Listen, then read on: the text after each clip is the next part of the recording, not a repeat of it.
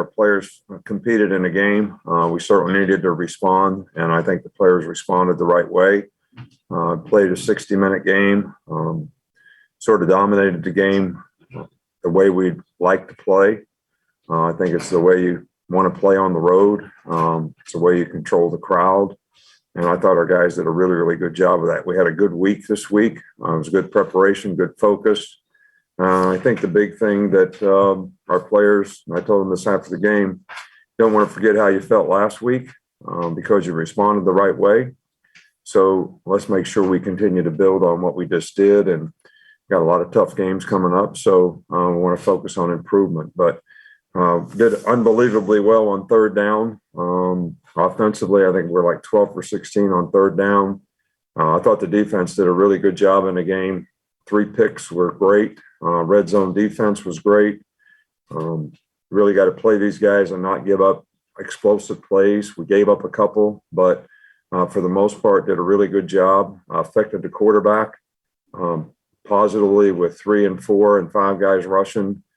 So the multiples were probably good for us, and I think our players did a really good job of executing the plan. So worked out really good. We had really good balance on offense. So really pleased with the way we performed in the game. Okay, with that, we'll start in here with Chris Walsh. Chris, go ahead.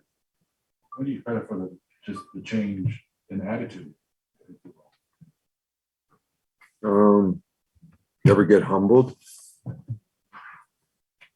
think humility is a great thing for all of us to have. I think sometimes when you have success, it's human nature to sometimes think you don't have to continue to do things the right way, create the right habits. You get sloppy. And then, the redemption is not good, which we learned last week. So these guys have a lot of pride. There's a lot of culture, in the program here that our fans, our former players, people in the organization, people at the university expect us to compete at a certain level. We call it the Bama standard. So I thought we did that. We did it for 60 minutes. We didn't get relieved. We didn't relax in the game, this is really the first time all year that we really have done this the way we'd like to do it. Stay in the room here with Nick. On Thursday, I think you talked about how important turnovers are. Just what do you guys maybe do differently in practice, or just did things just work out better in terms of creating turnovers in this game? No, the guys did a really good job. When they're in 4 wideouts all the time, the formation variables are not that great. So we could play multiple coverages and make adjustments to what they were doing. And the players did a really good job of executing it. I think affecting the quarterback probably gets them to throw balls that you get chances to intercept. I think when Josh Jobe intercepted it, we were showing up in the box like we were blitzing, rolled out and played cover 2.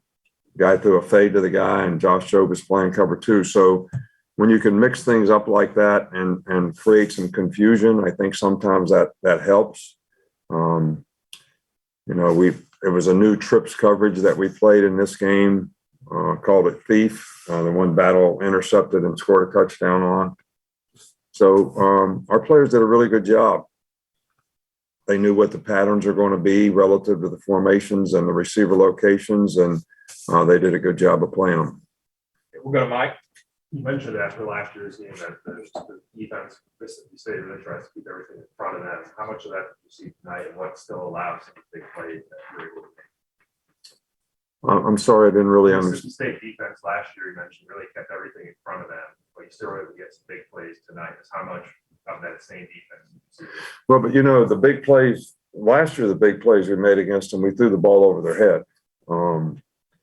The big plays we made today, we caught the ball and ran with it. And because we took a couple shots early in the game and they really played soft, but J-Mo's long run was nothing but a curl, and but because they were playing off of him, he was able to catch it and run with it. And so I think that's how we made the explosive plays today. I think our play action game was good. We still struggled sometimes with our protection. Got sacked a couple times, but I was really pleased the way our guys, sort of caught it and ran with it and made some explosive plays. Okay, we'll go on to the Zoom. Is Cecil? I'm sorry. Cecil, go ahead. Cecil, it's not gonna be you. Coach, you mentioned several positive areas. They got into the red zone 3 times in the first half. You were able to hold them to field goals all 3 times. How much does that set a tone defensively?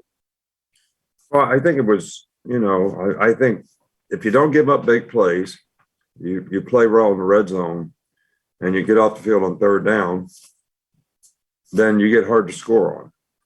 So the way we played the game today, we knew that when the field shrunk, it would be harder for them to work the field. And we played a lot of split safety coverages down in the red zone, which if they can run the ball, you're a little more apprehensive to do that. But it makes them harder. It makes it harder for them to pass. And we also got some good pressure on the quarterback when in the red zone. So that also helped. But I think the players, this is the best we played in the red zone. So I was really pleased. We had a good plan and the players did a good job executing it. Go to Michael Casagrande on Zoom. Michael, unmute and go ahead. Yeah, I know sacks aren't the most important stat, but you guys had 7, 4 for Will Anderson tonight, a couple of them in the red zone. What was so important about the way you guys rushed the passer tonight? Well, I think that the fact that we rushed 3 guys a lot and we rushed 4 guys a lot and didn't really rush 5 guys a whole lot at all shows that those guys did a really, really good job of, especially in the 4-man rush, of creating pressure, affecting the quarterback.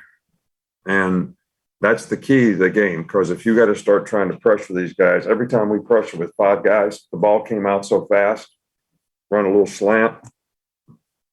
So you don't have a chance to get to the quarterback. But when you can rush with 4 and play split safety coverage and 5 under man and match patterns, the quarterback holds the ball and the pressure is good. But I thought Will did an outstanding job out there pressuring the quarterback. He actually, we had the quarterback a couple other times when he got away from us, but it affects him. And I think, that was as big a part of the game as anything. We'll finish with a follow-up from Chris. You mentioned red zone. You had 3rd and 1 at the 1 and you called timeout and then ran a very different formation play. Can you kind of walk us through what happened there?